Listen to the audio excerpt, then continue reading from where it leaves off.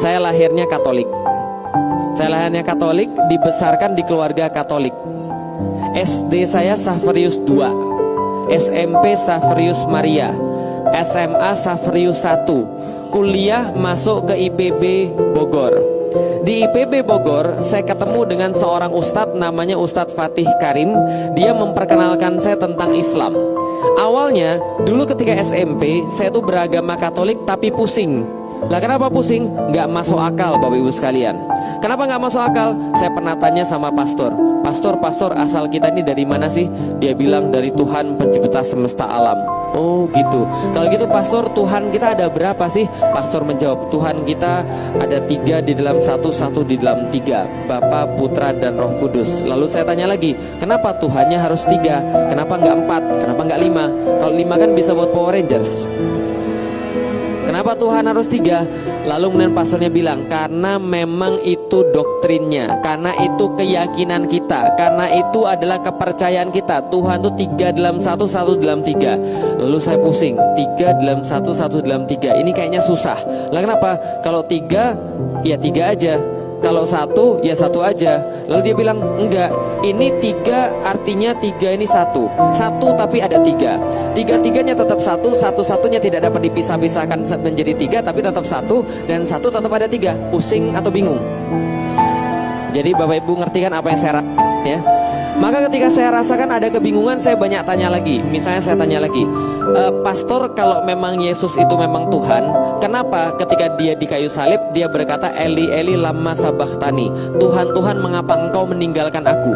Loh berarti dia Tuhan tapi panggil Tuhan yang lain. Ini kayak jeruk makan jeruk.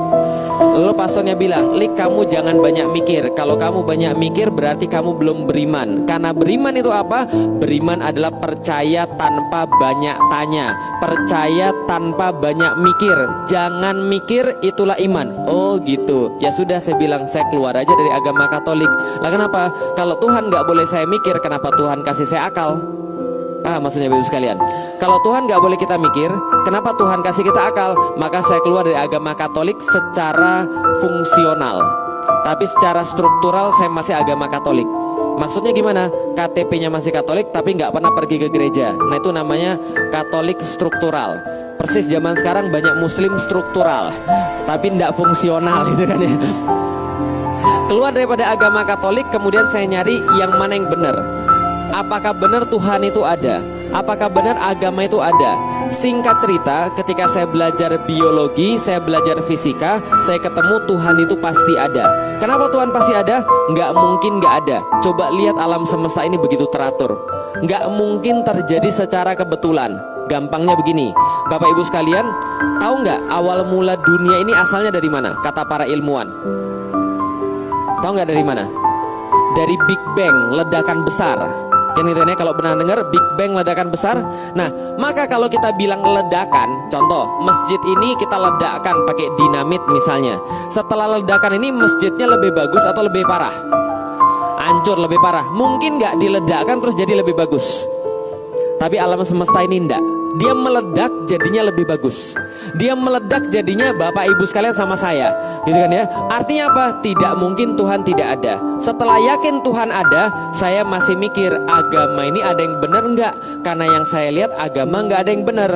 Setelah diskusi sama Ustadz Fatih Karim, maka Ustadz Fatih Karim bilang, kalau kamu serius diskusi, minggu depan kamu datang ke kos-kosan saya, kamu bawa Alkitab, aku bawa Al-Quran. Kita diskusi tentang agama langsung dari kitab yang sebenarnya. Kamu bawa Alkitab, saya bawa Al-Quran. Saya bilang gini, maaf Ustadz, saya sudah nggak percaya lagi sama Alkitab. Kita bahas saja tentang Al-Quran. Maka minggu depan kita bahas tentang Al-Quran. Ayat pertama yang dibacakan kepada saya adalah surat Al-Baqarah ayat kedua. Ada yang ingat bunyinya? Surat Al-Baqarah ayat kedua. Zalikal kitabu la roiba fi hudal lil muttaqin. Ulangi lagi. Zalikal kitabu la roiba fi. La artinya tidak. Roib ragu, bimbang, salah. Itu artinya roib, ragu, bimbang, salah dan sebagainya. La roib, tidak ada keraguan, tidak ada kebimbangan, tidak ada kesalahan. Ketika saya mendengar ayat itu, langsung saya bilang pada Ustadz Fatih Karim, Ustadz, ini kitab salah kalau gitu. Loh, kok kenapa salah? Saya bilang, mana mungkin manusia buat sesuatu yang gak ada salahnya. Mana mungkin manusia buat sesuatu yang sempurna. Karena pikiran saya, yang buat Al-Quran adalah manusia. Wajar gak saya mikir begitu? Wajar. Lah kenapa? Ternyata dari dulu kan saya belajar, kitab Weda itu yang buat manusia, Tripitaka itu yang buat manusia, Alkitab itu yang buat manusia. Pikir saya Al-Quran juga yang buat manusia. Maka saya bilang, nggak mungkin, masa manusia buat sesuatu yang sempurna? Nggak ada. Lalu ustadznya bilang, enggak, bukan gitu ceritanya. Al-Quran ini memang yang buat bukan manusia, tapi yang buat langsung Tuhan pencipta semesta alam. Waktu itu saya belum tahu Allah, jadi Tuhan pencipta semesta alam. Maka kemudian saya bilang, lebih nggak mungkin lagi. Lah kenapa? Masa Tuhan nulis selalu kasih pada manusia? Aneh banget. Lalu ternyata ustadznya bilang, enggak, bukan begitu, tapi ini diwahyukan kepada Nabi Muhammad, maka ini dari Tuhan. Saya bilang gini, semua agama juga bilang begitu. Semua agama juga bilang kalau dia benar sendiri. Tapi apa buktinya? Nah, lalu ustadz saya mengatakan, buktinya ada. Buktinya ada di dalam surat yang sama, tapi dengan ayat yang berbeda. Tunjukin pada saya bilang. Kalau ada buktinya saya percaya, kalau nggak ada buktinya saya nggak percaya. Maka dibacakan kepada saya surat Al-Baqarah ayat 23. Ada ingat bunyinya? Surat Al-Baqarah ayat 23. Apa bunyinya? Wa in kuntum fi raib. Nah, diulangi lagi tuh. Wa in kuntum fi raib. Wa in kuntum fi raibim mimman nazzalna ala abdina fa'tu bi suratim mimithli.